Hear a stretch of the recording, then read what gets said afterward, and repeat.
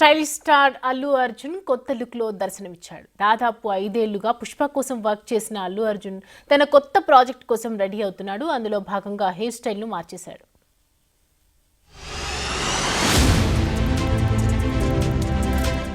కొత్త లుక్లో కనిపించిన స్టైలిష్ స్టార్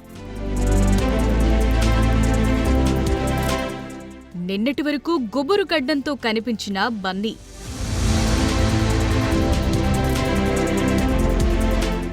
స్టైలిష్ లుక్ చూసి తెగ సంబరపడిపోతున్న అల్లు ఫ్యాన్స్.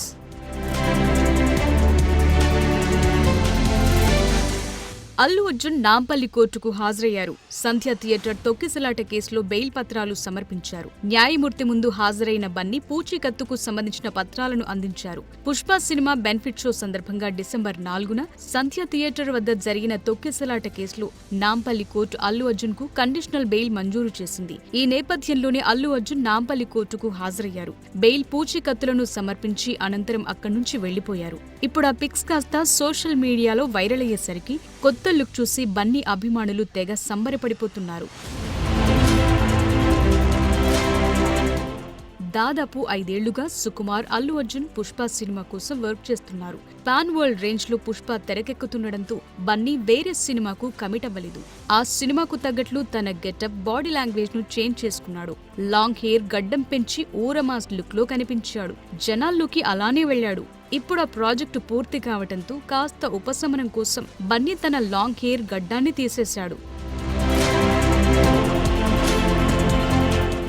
ఆ మధ్య సుకుమార్తో గొడవలొచ్చాయనే పుకార్ల సమయంలో బన్నీ తన లాంగ్ హెయిర్ ను కాస్త కత్తిరించుకొని కనిపించాడు. దీంతో ఆ పుకార్లకు బలమొచ్చింది. అయితే అవేవీ నిజం కాదని, హాలిడేను ఎంజాయ్ చేసేందుకు బన్నీ జుట్టు కత్తిరించుకున్నాడని పుష్ప మేకర్స్ స్పష్టం చేశారు. ఇప్పుడు మరో కొత్త లుక్ లో కనిపించేసరికి అల్లు అర్జున్ ఫ్యాన్స్ తెగ సంబరపడిపోతున్నారు.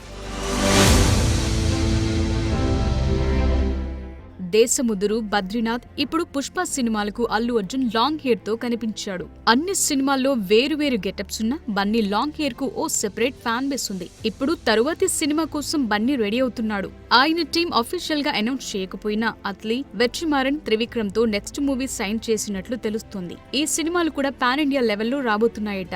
ఇప్పటికే త్రివిక్రమ్ తో 3 సినిమాలు జులై, సన్ ఆఫ్ సత్యమూర్తి, అలా వైకుంఠపురంలో తీయగా అవి బ్లాక్ బస్టర్ హిట్ కొట్టాయి. ఇప్పుడు రాబోతున్న సినిమా కూడా అదే రేంజ్ లో ఉంటుందని టాక్ ఆఫ్ ది టౌన్.